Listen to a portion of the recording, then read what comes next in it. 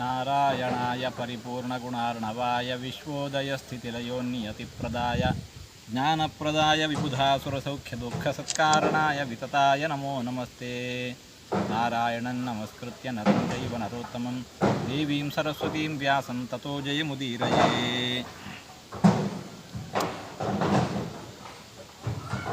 ಕುಂತಿದೇವಿಯ ಪೂರ್ವಾಶ್ರಮದ ಚರಿತೆಯನ್ನು ಹೇಳಿದ್ದಾಯಿತು. ಇಂತಹ ಕುಂತಿ ಅಥ ಕುಂತಿ ದತ್ತಾ ಸಾ ಪಾಂಡೋ ಸೋಪ್ಯೇತಯ ಚಿರಂ ರೇಮೆ. ಇಂತಹ ಕುಂತಿ ಆಕೆಯನ್ನು ಪಾಂಡು ಮಹಾರಾಜನಿಗೆ ವಿವಾಹ ಮಾಡಿಕೊಟ್ಟದ್ದಾಗಿದೆ. ಪಾಂಡು ಮಹಾರಾಜ ಆ ಕುಂತಿಯ ಜೊತೆಗೆ ಬಹುಕಾಲ ಸುಖವಾಗಿ ವಾಸವಾಗಿದ್ದಾನೆ. ಶೂರನ ಮಗಳು ಇನ್ನೊಬ್ಬಾಕೆ ಶೂದ್ರ ಸ್ತ್ರೀಯಲ್ಲಿ ಉತ್ಪನ್ನಳಾದವಳು. ಆರುಣಿ ಎಂಬುದಾಗಿ ಒಳ್ಳೆ ಗುಣಭರಿತಳಾಗಿರುವವಳು. ಆಕೆಯನ್ನು ವಿದುರ ವಿವಾಹ ಮಾಡಿಕೊಂಡಿದ್ದಾನೆ.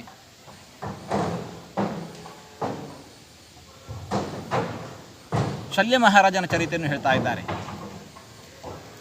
ಅಥಚ ಋತಾಯನ ನಾಮ ಮದ್ರೇಶಃ ಶಕ್ರತುಲ್ಯ ಪುತ್ರಾರ್ಥಿ ಕನ್ಯಾರತ್ನಂಚ ಇಚ್ಛಂ ಚಕ್ರೆ ಬ್ರಾಹ್ಮಂ ತಪೋವರಂಚಾಪ. ಮದ್ರದೇಶದ ಅಧಿಪತಿ ಋತಾಯನ ಅಂತ ಒಬ್ಬ ರಾಜ ಒಮ್ಮೆ ಬ್ರಹ್ಮದೇವರನ್ನು ಕುರಿತು ತಪಸ್ಸು ಮಾಡಿದ.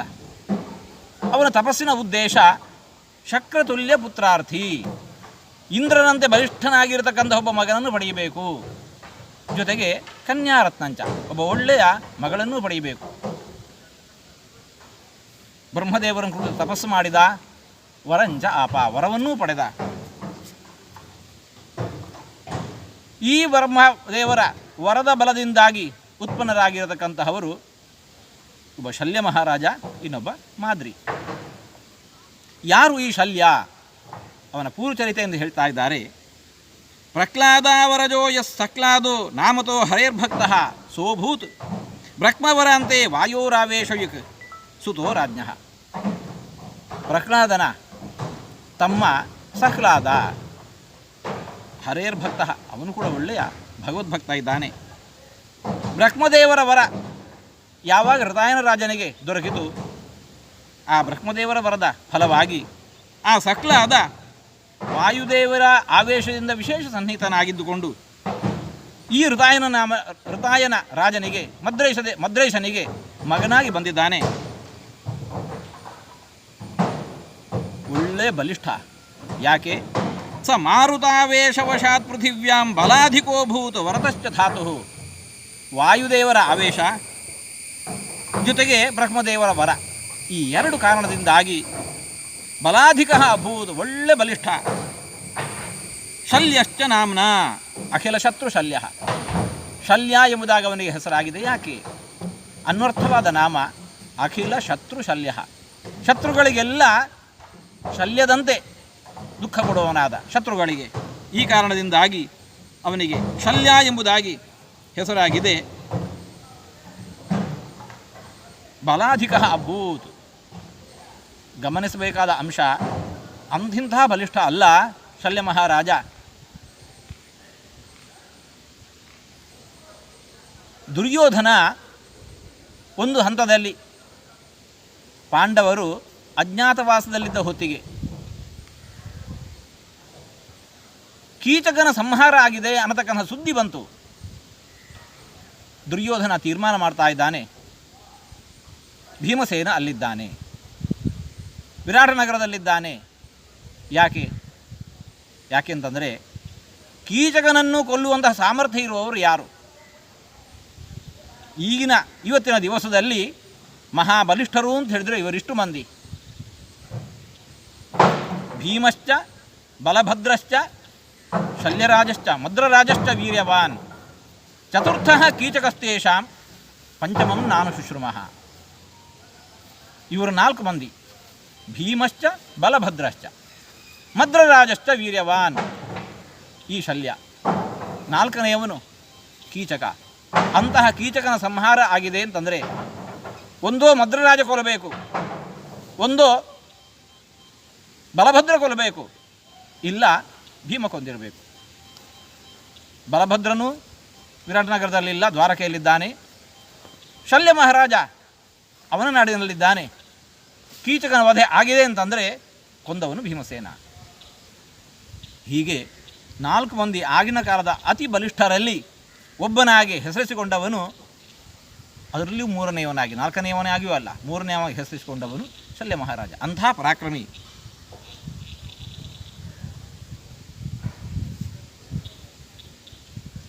ಮದ್ರರಾಜನ, ಋತಾಯನ ರಾಜನ ಮಗ ಹೀಗೆ ಶಲ್ಯ, ಮಗಳು ಮಾದ್ರಿ. ಮದ್ರ ದೇಶದ ಕುಮಾರಿ ಆದ್ದರಿಂದ ಆಕೆ ಮಾದ್ರಿ ಎಂಬುದಾಗಿ ಹೆಸರು.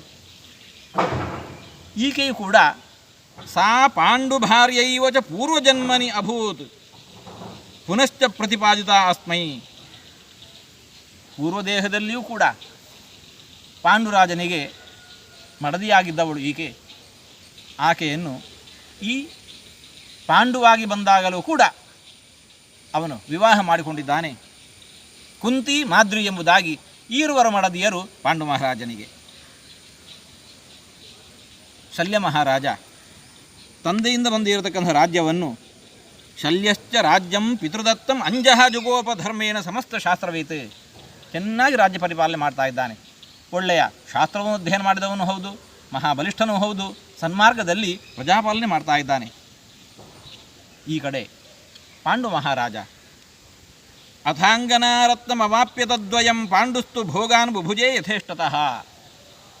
ಪಾಂಡು ಮಹಾರಾಜ ಈ ಈರುವರು ಮಡದಿಯರ ಒಡಗೂಡಿಕೊಂಡು ರಾಜ್ಯದಲ್ಲಿ ಸುಖವಾಗಿ ವಾಸ ಮಾಡಿಕೊಂಡಿದ್ದಾನೆ. ಅಪೀಪಲ ಧರ್ಮ ಸಮಾಶ್ರಯೋ ಮಹೀಂ ಜ್ಯೇಷ್ಠಾಪಚಾಯಿ ವಿದುರೋಕ್ತ ಮಾರ್ಗತಃ. ಒಳ್ಳೆ ಧರ್ಮಿಷ್ಠನಾಗಿ ರಾಜ್ಯ ಪರಿಪಾಲನೆಯನ್ನು ಮಾಡಿಕೊಂಡಿದ್ದಾನೆ. ರಾಜ್ಯದ ಮೇಲೆ ದಂಡೆತ್ತಿ ಹೋಗಬೇಕು, ಕಪ್ಪ ಕಾಣಿಕೆಗಳನ್ನೆಲ್ಲ ತೆಗೆದುಕೊಂಡು ಬರಬೇಕು, ಅದನ್ನು ತಗೊಂಬಂದು ಇವನಿಗೆ ಎಲ್ಲ ಮಾರ್ಗದರ್ಶನ ವಿದುರ. ಹೀಗೆ ಧೃತರಾಷ್ಟ್ರ, ಪಾಂಡು, ವಿದುರ ಅವರೊಳಗಿನ ಆ ಬಾಂಧವ್ಯ ಹೀಗಿತ್ತು. ವಿದುರ ಮಾರ್ಗದರ್ಶನ ಮಾಡಬೇಕು, ಏನು ಮಾಡಬೇಕು ಏನು ಮಾಡಬಾರದು ಅಂತ ಹೇಳಿಕೊಂಡು. ಪಾಂಡು ಮಹಾರಾಜ ಎಲ್ಲೆಡೆ ತಿರುಗಾಡಿ ಎಲ್ಲರನ್ನು ಜಯಿಸಿ ಕಪ್ಪ ಕಾಣಿಕೆಯನ್ನು ತೆಗೆದುಕೊಂಡು ಬರಬೇಕು. ನಾನು ಜಯಿಸಿಕೊಂಡು ಬಂದವನು ನಾನು ಇಟ್ಕೊಳ್ತೇನೆ, ಇಲ್ಲ, ಅಣ್ಣನ ಕೈಯಲ್ಲಿ ಕೊಡ್ತಾ ಇದ್ದಾನೆ. ಜ್ಯೇಷ್ಠಾಪಚಾಯಿ. ಹೀಗೆ ಮೂವರೊಂದಾಗಿ ಹಸ್ತನಾವತಿಯನ್ನು ಆಳ್ತಾ ಇದ್ದಾರೆ. ಈ ಹೊತ್ತಿಗೆ ಭೀಷ್ಮೋ ಹಿ ರಾಷ್ಟ್ರೇ ಧೃತರಾಷ್ಟ್ರಮೇವ ಸಂಸ್ಥಾಪ್ಯ ಪಾಂಡುಂ ಯುವರಾಜಮೇವ. ಭೀಷ್ಮರು ಧೃತರಾಷ್ಟ್ರನನ್ನು ರಾಜನನ್ನಾಗಿ ಮಾಡಿದರು, ಪಾಂಡುವನ್ನು ಯುವರಾಜನನ್ನಾಗಿ ನಿಯುಕ್ತಿಗೊಳಿಸಿದರು. ಭೀಷ್ಮರು ಧೃತರಾಷ್ಟ್ರನನ್ನು ದೊರೆಯನ್ನಾಗೇನೋ ಮಾಡಿದ್ದಾರೆ, ಆದರೆ ಅವನು ಅದನ್ನು ಉಳಿಸಿಕೊಳ್ಳಲಿಲ್ಲ. ತಥಾಪಿ ಅಂಧಃ ಇತಿ ಸ್ಮ ರಾಜ್ಯಂ ಚಚಕಾರ ಅಕರೋಚ್ಚ ಪಾಂಡು. ತಾನು ಅಂಧನಿದ್ದೇನೆ ಎಂಬ ಕಾರಣಕ್ಕೋಸ್ಕರ ಧೃತರಾಷ್ಟ್ರ ಅವನು ರಾಜ್ಯ ಪರಿಪಾಲನೆ ಮಾಡಿಲ್ಲ, ದೊರೆತನವನ್ನು ತಾನು ಸ್ವೀಕರಿಸಲಿಲ್ಲ. ಪಾಂಡು ಮಹಾರಾಜನೇ ಆ ಕಾರ್ಯವನ್ನು ಮಾಡ್ತಾ ಇದ್ದ.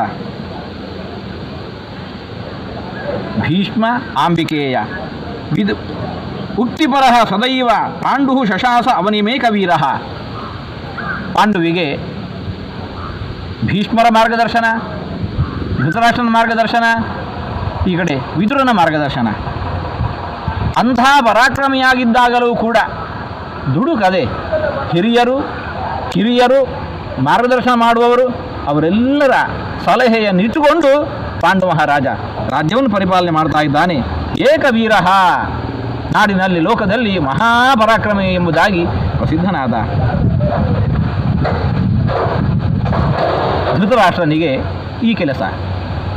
ಅಥಾಂಬಿಕೇಯ ಬಹುಭಿಶ್ಚ ಯಜ್ಞೈ ಈಜೆ ಸ ಪಾಂಡುಶ್ಚ ಮಹಾಧನೋಘೈ. ಧೃತರಾಷ್ಟ್ರ ಪಾಂಡುವಿನ ಸಹಾಯದಿಂದ ಅನೇಕ ಯಜ್ಞಯಾಗಗಳನ್ನು, ಚಕ್ರವರ್ತಿಯಾಗಿ ರಾಜನಾಗಿ ಮೆರೆಯುವವನು ಅನೇಕ ಯಜ್ಞಯಾಗಗಳನ್ನು ಮಾಡಬೇಕು. ಆ ಬಗೆಯಲ್ಲಿ ಅನೇಕ ಯಜ್ಞಗಳನ್ನು ಪಾಂಡುವಿನ ತಮ್ಮನ ಸಹಾಯದಿಂದ ಧೃತರಾಷ್ಟ್ರ ತಾನು ನಡೆಸ್ತಾ ಇದ್ದಾನೆ. ಮಹಾಧನೌಘೈ, ದಾನ ದಕ್ಷಿಣೆ ಎಲ್ಲರಿಗೂ ಕೂಡ ಭೂರಿ ಭೋಜನ ಎಲ್ಲರಿಗೂ ಸಿಗುವಂತೆ ಯಜ್ಞಗಳನ್ನು ನಡೆಸ್ತಾ ಇದ್ದಾನೆ. ಆ ಮೂಲಕ ಭಗವಂತನ ಆರಾಧನೆಯನ್ನು ಮಾಡ್ತಾ ಇದ್ದಾನೆ, ಲೋಕದ ಆರಾಧನೆಯನ್ನು ಮಾಡ್ತಾ ಇದ್ದಾನೆ. ಈ ಹೊತ್ತಿಗೆ ವೇದವ್ಯಾಸ ದೇವರು ಬಂದರು. ನೈಷಾ ವಿರೋಧೇ ಕುರು ಪಾಂಡವಾನಾಂ ತಿಷ್ಠೇರಿತಿ ವ್ಯಾಸ ಉದೀರ್ಣ ಸದ್ಗುಣ ಸ್ವಮಾತರಂ ಸ್ವಾಶ್ರಮಮೇವ ನಿನ್ಯೆ ಸ್ನುಷೇ ಚತಸ್ಯಾಹ ಯಯತು ಸ್ಮತಾಮನು. ವೇದವ್ಯಾಸ ದೇವರು ಬಂದರು. ಸತ್ಯವತಿ ದೇವಿಯನ್ನು ಕರಕೊಂಡು ತಮ್ಮ ಆಶ್ರಮಕ್ಕೆ ಹೊರಟು ಹೋದರು. ಇನ್ನೂ ಆಕೆ ಹಸ್ತಿನಾವತಿಯಲ್ಲಿ ಇರತಕ್ಕದ್ದಲ್ಲ. ಯಾಕೆ ಮುಂದೊಂದು ದಿವಸ ಕೌರವರಿಗೂ ಪಾಂಡವರಿಗೂ ಮಹಾ ವಿರೋಧ ಬರುವುದಿದೆ. ಧೃತರಾಷ್ಟ್ರನ ಮಕ್ಕಳಿಗೂ ಪಾಂಡು ಮಹಾರಾಜನ ಮಕ್ಕಳಿಗೂ ಭಾರೀ ವಿರೋಧ ಬರುವುದಿದೆ. ಆ ಹೊತ್ತಿಗೆ ಈಕೆ ಇಲ್ಲಿದ್ದುಕೊಂಡು ಕೌಟುಂಬಿಕ ನ್ಯಾಯವನ್ನು ಸರಿಪಡಿಸುವುದರಲ್ಲೇ ಆಕೆ ಮುಳುಗಿರಬಾರದು, ಆಧ್ಯಾತ್ಮಿಕ ಸಾಧನೆಯನ್ನು ಆಕೆ ಮಾಡಬೇಕು. ಇಂತಹ ಒಂದು ದೊಡ್ಡ ಉದ್ದೇಶದಿಂದ ವೇದವ್ಯಾಸ ದೇವರು ತನ್ನ ತಾಯಿಯಾಗಿರತಕ್ಕಂಥ ಸತ್ಯವತಿಯನ್ನು, ಶಂತನು ಮಹಾರಾಜನ ಮಡದಿಯಾಗಿದ್ದಂತಹ ಆಕೆಯನ್ನು ತೆಗೆದುಕೊಂಡು ಕರ್ಕೊಂಡು ಹೊರಟು ಹೋದರು ತಮ್ಮ ಆಶ್ರಮಕ್ಕೆ. ನೈಷಾ ವಿರೋಧೇ ಕುರು ಪಾಂಡವಾನಾಂ ತಿಷ್ಠೇತ್, ಇಲ್ಲಿ ಇರತಕ್ಕದ್ದಲ್ಲ.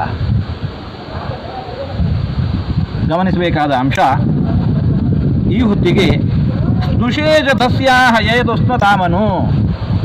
ಆ ಸತ್ಯವತಿ ದೇವಿ ಹೊರಟಾಗ ಆಕೆಯ ಇಬ್ಬರು ಸೊಸೆಯಂದಿರು, ವಿಚಿತ್ರ ವೀರ್ಯನ ಇಬ್ಬರು ಮಡದಿಯರು ಅಂಬಿಕಾ ಅಂಬಾಲಿಕಾ, ಅವರು ತಾವೇ ತಾವಾಗಿ ಸ್ವಬುದ್ಧಿಯಿಂದ ಅತ್ತೆಯನ್ನು ನಡೆಸಿಕೊಂಡು ತಾವು ಕೂಡ ವೇದವ್ಯಾಸ ದೇವರ ಆಶ್ರಮಕ್ಕೆ ಹೊರಟು ಹೋಗಿದ್ದಾರೆ. ಇಹಲೋಕದ ಬದುಕು ಸಾಕು, ಆಧ್ಯಾತ್ಮಿಕ ಸಾಧನೆಯನ್ನು ಮಾಡ್ತೇವೆ, ಪಾರಲೌಕಿಕ ಸಾಧನೆಯನ್ನು ಮಾಡ್ತೇವೆ ಎಂದು ನಿಶ್ಚಯಿಸಿಕೊಂಡು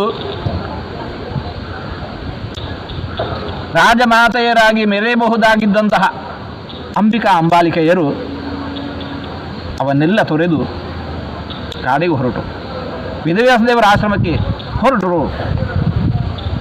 ಇದು ನಮಗೆಲ್ಲರಿಗೂ ಕೂಡ ಇವರ ಕಥೆಯನ್ನು ಕೇಳಿ ನಾವು ಬಿಡೋದಲ್ಲ, ಇವರ ಚರಿತ್ರೆ ನಮಗೂ ಮಾರ್ಗದರ್ಶನ ಆಗಬೇಕು. ಅವರಷ್ಟೆಲ್ಲ ಸಾಧನೆ ಮಾಡಲಿಕ್ಕೆ ಸಾಧ್ಯ ಆಗದೆ ಹೋದರೂ ಆ ದಾರಿಯಲ್ಲಿ ನಡೆಯುವುದು ಅವಶ್ಯ. ವೇದವ್ಯಾಸ ದೇವರ ಆಶ್ರಮವನ್ನು ಸೇರಿಕೊಂಡ ಸತ್ಯವತಿ ದೇವಿ ಏನು ಮಾಡಿದ್ಲು? ಸುತೋಕ್ತ ಮಾರ್ಗೇಣ ವಿಚಿಂತ್ಯತಂ ಹರಿಂ ಸುತಾತ್ಮನ ಬ್ರಹ್ಮತಯಾ ಚ ಸಾಯಯವು ಪರಂಪದಂ ವೈಷ್ಣವಮೇವ ಕೃಷ್ಣ ಪ್ರಸಾದತ ಸ್ವರ್ಯಯತು ಸ್ನುಷೇಚ.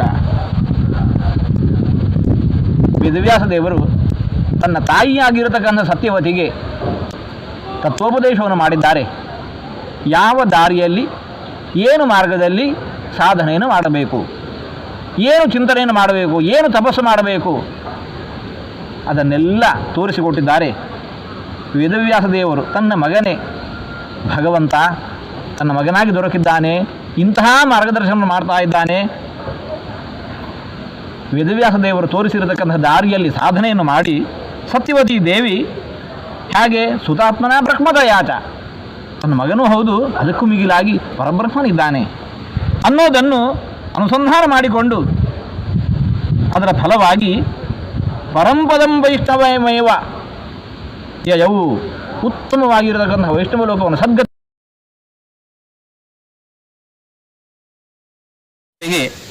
ಕೃಷ್ಣ ಪ್ರಸಾದತಃ ಅದೇ ವೇದವ್ಯಾಸ ದೇವರ ಮಾರ್ಗದರ್ಶನವಂತೆ ಅನುಷ್ಠಾನವನ್ನು ಸಾಧನೆಯನ್ನು ನಡೆಸಿದ್ದರಿಂದಾಗಿ ಆತನ ಆ ಸತ್ಯವತಿ ದೇವಿಯ ಈರೋರ ಸೊಸೆಯಂದಿರು ಅಂಬಿಕಾ ಅಂಬಾಲಿಕೆಯರು ಕೂಡ ಸ್ವರ್ಯಯತು ಉತ್ತಮವಾದ ಲೋಕವನ್ನು, ಸ್ವರ್ಗಲೋಕವನ್ನು ಪಡೆದಿದ್ದಾರೆ.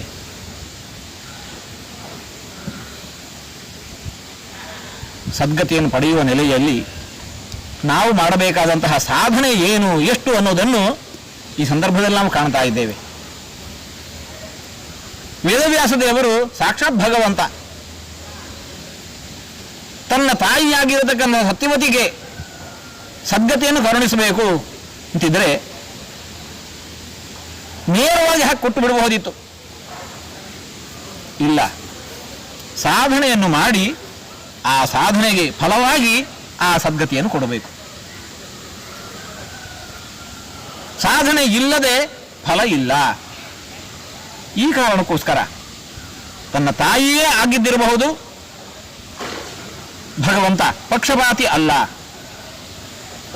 ಆಕೆಯ ಕೈಯಿಂದಲೂ ಕೂಡ ಸಾಧನೆಯನ್ನು ಮಾಡಿಸಿ ಸದ್ಗತಿಯನ್ನು ನೀಡಿದ್ದಾನೆ.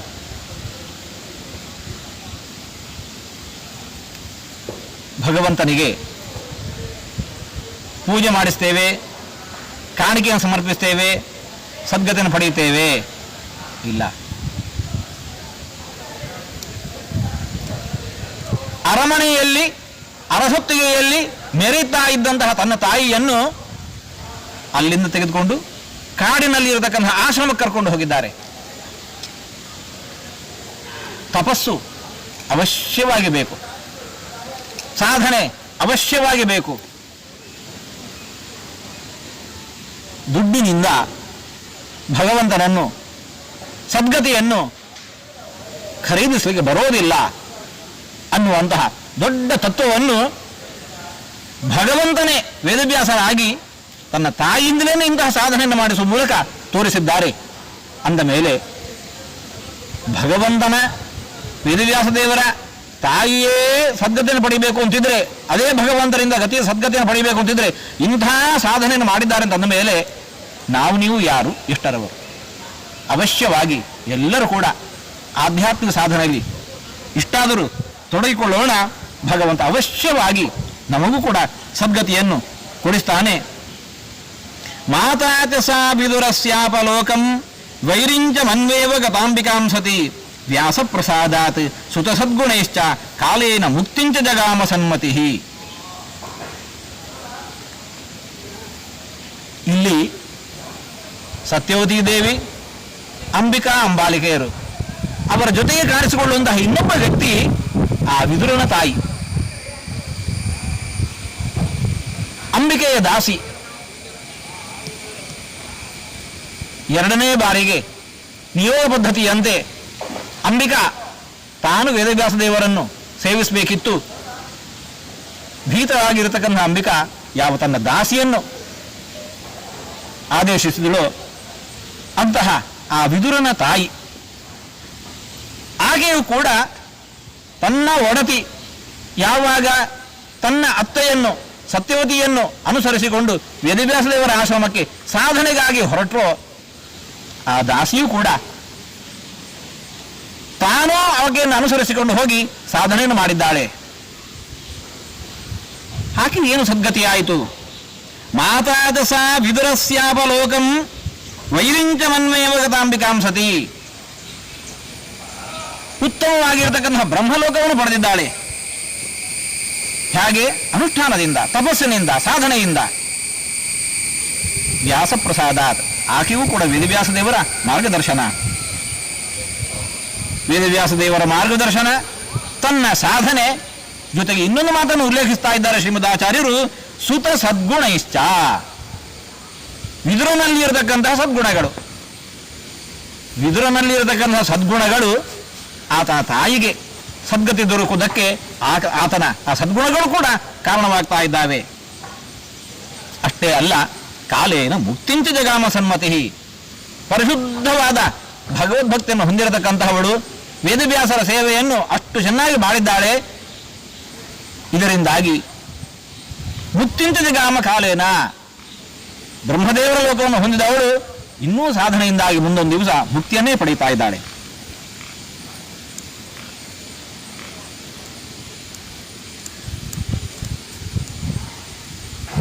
ಔರ್ಧ್ವದೈಹಿಕ ಕ್ರಿಯೆಯ ಬಳಿಕ ಅದರ ಒಂದು ಅಂಗ ವೈಕುಂಠ ಸಮಾರಾಧನೆ ಅಂತ ನಡೆಯುತ್ತೆ. ಅದಕ್ಕೊಂದಿಷ್ಟು ವಿಧಿಗಳಿದ್ದಾವೆ. ನಮ್ಮ ತಂದೆ ತಾಯಿಯಂದಿರು ವೈಕುಂಠ ಲೋಕವನ್ನು ಸೇರಿಕೊಂಡ್ರು ಅಂತ ಹೇಳಿಕೊಂಡು ನಾವು ಅನುಸಂಧಾನ ಮಾಡ್ಕೊಳ್ತೇವೆ. ಅವಶ್ಯವಾಗಿ ಆಗತ್ತೆ. ಆದರೆ ಯಾವಾಗ ಆ ಎಲ್ಲ ಸಾಧನಾನುಷ್ಠಾನಗಳು ಬೇಕು, ಜೊತೆಗೆ ಸುತ ಸದ್ಗುಣ ಇಷ್ಟ. ಮಕ್ಕಳು ನಾವು ಸರಿದಾರಿಯಲ್ಲಿರಬೇಕು, ಒಳ್ಳೆ ಸದ್ಗುಣ ಭರಿತರಾಗಿರಬೇಕು. ನಮ್ಮ ಆ ಸದ್ಗುಣ ಸದಾಚಾರ ನಮ್ಮ ತಂದೆ ತಾಯಿಂದ್ರ ಸದ್ಗತಿಗೂ ಕಾರಣವಾಗತ್ತೆ. ಮಕ್ಕಳು ಗಮನಿಸಬೇಕು, ತಂದೆ ತಾಯಂದಿರೂ ಗಮನಿಸಬೇಕು. ತಮಗೆ ಉತ್ತಮ ಯೋಗ ಪ್ರಾಪ್ತಿ ಆಗಬೇಕು ಅಂತಿದ್ರೆ ತಾವು ಸಾಧನೆ ಮಾಡೋದಷ್ಟೇ ಅಲ್ಲದೆ ನಮ್ಮ ಮಕ್ಕಳಿಂದಲೂ ಕೂಡ ಸಾಧನೆಯನ್ನು ಮಾಡಿಸಬೇಕು.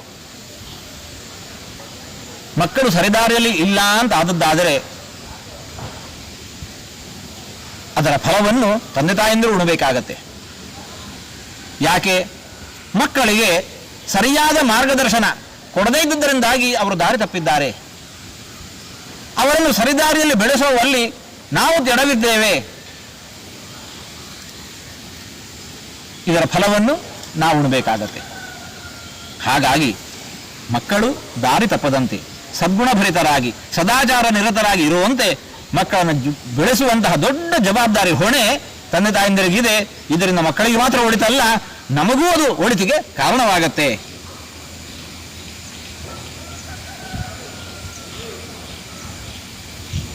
ಅಂಬಿಕಾ ಅಂಬಾಲಿಕೆಯರು ಅಂಬಾಲಿಕಾಪಿ ಕ್ರಮಯೋಗತೋಗಾದ ಪರಾಂಗತಿಂ ನೈವ ತಥಾಂಬಿಕಾಯಯೌ ಯಥಾ ಯಥಾ ವಿಷ್ಣುಪರಶ್ಚಿದಾತ್ಮ ತಥಾ ಸಾಖ್ಯಸ್ಯ ಗತಿ ಪರತ್ರ. ಅಂಬಿಕಾ ಅಂಬಾಲಿಕೆಯರಲ್ಲಿ ವಿದುರನ ತಾಯಿ ಮುಕ್ತಿಯನ್ನೇ ಪಡೆದರು ಅಂತ ತಿಳಿಸಿದರು. ಅಂಬಿಕಾ ಅಂಬಾಲಿಕೆಯರು ಅವರ ಸ್ಥಿತಿ ಏನು? ಅಂಬಾಲಿಕಾಪಿ ಕ್ರಮಯೋಗತಃ ಆಗಾದ ಪರಾಂಗತಿಂ, ಸ್ವರ್ಗಲೋಕವನ್ನು ಹೊಂದಿರತಕ್ಕಂತಹ ಅಂಬಾಲಿಕಾ ಪಾಂಡುವಿನ ತಾಯಿ ಕ್ರಮವಾಗಿ ಇನ್ನೂ ಸಾಧನೆಯನ್ನು ಮುಂದುವರಿಸಿ ಪರಾಂಗತಿಂ ಸದ್ಗತಿಯನ್ನು ಉತ್ತಮ ಲೋಕವನ್ನು ಮೋಕ್ಷವನ್ನೇ ಪಡೆದಿದ್ದಾಳೆ. ಆದರೆ ನೈವ ತಥಾ ಅಂಬಿಕಾಯಯವು, ಅಂಬಿಕೆಗೆ ಇಂತಹ ಸದ್ಗತಿ ದೊರಕಿಲ್ಲ. ಯಾಕೆ? ಆಕೆ ವೇದವ್ಯಾಸ ದೇವರಿಗೆ ದ್ರೋಹವನ್ನು ಬಗೆದಿದ್ದಾಳೆ ಒಂದು ಹಂತದಲ್ಲಿ. ಹಾಗಾಗಿ ಸದ್ಗತಿಗೆ ದೊರಕಲಿಕ್ಕೆ ಮುಖ್ಯವಾಗಿರತಕ್ಕಂಥ ಅಂಶ ಯಾವುದು? ಯಥಾ ಯಥಾ ವಿಷ್ಣು ಪರಶ್ಚಿದಾತ್ಮ ತಥಾ ತಥಾಖ್ಯಸ್ಯ ಗತಿ ಪರತ್ರ. ಪರಲೋಕದಲ್ಲಿ ಉತ್ತಮವಾದ ಲೋಕ ಪ್ರಾಪ್ತಿ ಆಗಬೇಕು ಅಂತಿದ್ರೆ ವಿಷ್ಣು ಭಕ್ತಿ ಆತನಲ್ಲಿ ಎಷ್ಟಿದೆ, ಭಗವದ್ಭಕ್ತಿ ಆತನಲ್ಲಿ ಎಷ್ಟಿದೆ ಅನ್ನೋದು ಮಾನದಂಡವಾಗತ್ತೆ. ಎಷ್ಟೆಷ್ಟು ಭಗವದ್ಭಕ್ತಿಯನ್ನು ನಾವು ಪಡೆದಿರ್ತೇವೋ ಅದಕ್ಕನುಗುಣವಾಗಿ ಉತ್ತಮವಾಗಿರತಕ್ಕಂತಹ ಗತಿಯನ್ನು ಪಡೆಯುತ್ತೇವೆ. ಹಾಗಾಗಿ ಇದು ನಮಗೆಲ್ಲರಿಗೂ ಕೂಡ ಮಾರ್ಗದರ್ಶನ. ವಿಷ್ಣು ಭಕ್ತಿಯನ್ನು ಮಾಡಬೇಕು, ಆ ಮೂಲಕ ಸದ್ಗತಿಯನ್ನು ಪಡೆಯಬೇಕು. ಪಾಂಡುಸ್ತತೋ ರಾಜ್ಯಭರಂ ನಿಧಾಯ ಜ್ಯೇಷ್ಠೆ ಅನುಜೇ ಚೈವ ವನಂಜಗಾಮ ಪತ್ನಿದ್ವಯೇನ ಅನುಗತಃ ಬದರಿಯಾಮುವಾಸ ನಾರಾಯಣ ಪಾಲಿತಾಯಾಮ್. ಪಾಂಡು ಮಹಾರಾಜ ಇನ್ನೇನು ಮಾಡ್ತಾ ಇದ್ದಾನೆ? ಅವನದ್ದು ದೊಡ್ಡ ಸಾಧನೆ. ಪಾಂಡು ಮಹಾರಾಜ ರಾಜ್ಯಭರಂ ಜ್ಯೇಷ್ಠೇ ನಿಧಾಯ ಅನುಜೇಚ, ರಾಜ್ಯದ ಹೊಣೆಯನ್ನು ಧೃತರಾಷ್ಟ್ರನಿಗೊಪ್ಪಿಸಿದ, ವಿದುರನಿಗೊಪ್ಪಿಸಿದ. ತಾನು ಈರುವರು ಮಡದಿಯರನ್ನು ಕೂಡಿಕೊಂಡು ಪತ್ನಿದ್ವಯೇನ ಅನುಗತಃ ಬದರಿಯಾಮುವಾಸ, ನೇರವಾಗಿ ಬದರಿಗೆ ಹೋದ. ನಾರಾಯಣ ಪಾಲಿತಾಯ, ನಾರಾಯಣ ದೇವರಿಂದ ರಕ್ಷಿತವಾಗಿರತಕ್ಕಂತಹ ಬದರಿ ಕ್ಷೇತ್ರದಲ್ಲಿ ಹೋಗಿ ಸಾಧನೆಯನ್ನು ಮುಂದುವರಿಸ್ತಾ ಇದ್ದಾನೆ. ಬದುಕಿನ ಹುಟ್ಟಿನ ಸಾರ್ಥಕತೆ ಎಲ್ಲಿ? ಇಹದಲ್ಲಿ ವೈಭವದ ಬದುಕನ್ನು ಸಾಗಿಸೋದು ಇಷ್ಟದಲ್ಲೇ ಮುಗೀತು ಅಂದ್ಕೋಬಾರದು. ಜೀವನ ಬದುಕು ಇಹದಲ್ಲಿ ಮಾತ್ರ ಅಲ್ಲ, ಈ ದೇಹವನ್ನು ಬಿಟ್ಟ ಬಳಿಕವೂ ಮತ್ತೊಂದು ಬದುಕಿದೆ. ಅಲ್ಲಿ ಉತ್ತಮವಾಗಿರತಕ್ಕಂತಹ ಬದುಕನ್ನು ನಾವು ಸಾಗಿಸಬೇಕಾಗತ್ತೆ. ಸ್ವರೂಪಭೂತವಾಗಿರತಕ್ಕಂತಹ ಆನಂದವನ್ನು ಪಡೆಯಬೇಕಾಗತ್ತೆ. ಇಲ್ಲಿ ಇರತಕ್ಕಂತಹ ಸುಖ ಏನಿದ್ರೂ ಕೂಡ ಸುಖಸ್ಯಾನಂತರಂ ದುಃಖಂ, ದುಃಖಸ್ಯಾನಂತರಂ ಸುಖಂ. ರಾತ್ರಿ ಬಳಿಕ ಹಗಲು, ಹಗಲಿನ ಬಳಿಕ ರಾತ್ರಿ ಇದ್ದಂತೆ ಈ ಸುಖ ದುಃಖ ಮಿಶ್ರಿತವಾದದ್ದು. ಈ ದೇಹ ಪಡೆದ ಬಳಿಕ ಬರಿದೇ ಇಂತಹ ಸುಖವನ್ನು ಪಡೆಯುವುದರಲ್ಲೇ ನಮ್ಮ ಬದುಕನ್ನು ನಾವು ಕೊನೆಗೊಳಿಸಿದೆವು ಅಂತಂದರೆ ನಮ್ಮ ಬದುಕು ವ್ಯರ್ಥವಾಯಿತು. ಹಾಗಾಗಬಾರದು. ಹಸ್ತಿನಾವತಿಯ ದೊರೆಯಾಗಿದ್ದಂತಹ ಪಾಂಡು ಮಹಾರಾಜ ಮುಪ್ಪಿನಲ್ಲಿ ಅಲ್ಲ, ಇನ್ನೂ ವಯಸ್ಕನಾಗಿರುವಾಗಲೇನೆ ಅದನ್ನೆಲ್ಲ ಅಣ್ಣನಿಗೂ ತಮ್ಮನಿಗೂ ಸಮರ್ಪಿಸಿ ತಾನು ಸಾಧನೆಯನ್ನು ಮಾಡಬೇಕು ಅಂತ ಹೇಳಿಕೊಂಡು ಹೊರಟಿದ್ದಾನೆ. ಈರುವರ ಮಡದಿಯರು ಕೂಡ ಜೊತೆ ಸೇರಿದ್ದಾರೆ. ಮೂವರೊಂದಾಗಿ ಸಾಧನೆಗೆ ಉತ್ತಮವಾಗಿರತಕ್ಕಂತಹ ಕ್ಷೇತ್ರ ಬದರಿ ಕ್ಷೇತ್ರ. ಅಷ್ಟೌಮೇ ಮೂರ್ತಯಸ್ಸಂತ್ಯ ಸ್ವಯಂ ವ್ಯಕ್ತ ಮಹೀತಲೇ ಅಂತ ಹೇಳಿಕೊಂಡು 8 ಸ್ವಯಂ ವ್ಯಕ್ತ ಸ್ಥಳಗಳಲ್ಲಿ ಬದರಿ ಒಂದು ಶ್ರೇಷ್ಠವಾಗಿರತಕ್ಕಂಥ ಸ್ಥಳ. ಹಾಗಾಗಿ ನಾವು ಇತಿಹಾಸದಲ್ಲಿ, ಪುರಾಣದಲ್ಲಿ, ಇತಿಹಾಸದಲ್ಲಿ ಅಲ್ಲಲ್ಲಿ ಗಮನಿಸ್ತೇವೆ, ಇಂತಿಂತಹ ಚಕ್ರವರ್ತಿಗಳು ಕೂಡ ತಮ್ಮ ಇಹಲೋಕದ ವ್ಯವಸ್ಥೆಯನ್ನು ಮುಗಿಸಿಕೊಂಡು ಪರಲೋಕದ ಸಾಧನೆಯನ್ನು ಮಾಡಬೇಕು ಅಂತ ಬಯಸಿದ್ದಾದರೆ ಅವರೆಲ್ಲರೂ ಕೂಡ ವಿಶಾಲ ಅಂತ ಪ್ರಸಿದ್ಧವಾಗಿರ್ತಕ್ಕಂಥ ಬದರಿನ ಸೇರ್ತಾ ಇದ್ದರು. ಆ ಪಾಂಡು ಮಹಾರಾಜನು ಕೂಡ ಹಾಗೆ ಬದರಿಗೆ ಹೋಗಿ ಆಧ್ಯಾತ್ಮಿಕ ಸಾಧನೆಯನ್ನು ಮಾಡಲಿಕ್ಕೆ ಪ್ರಾರಂಭ ಮಾಡಿದ್ದಾನೆ ಎಂಬಲ್ಲಿಗೆ ಇವತ್ತಿನ ಪ್ರವಚನವನ್ನು ಮುಕ್ತಾಯಗೊಳಿಸ್ತಾ ಇದ್ದೇವೆ. ಕೃಷ್ಣಾರ್ಪಣ ಮಸ್ತು.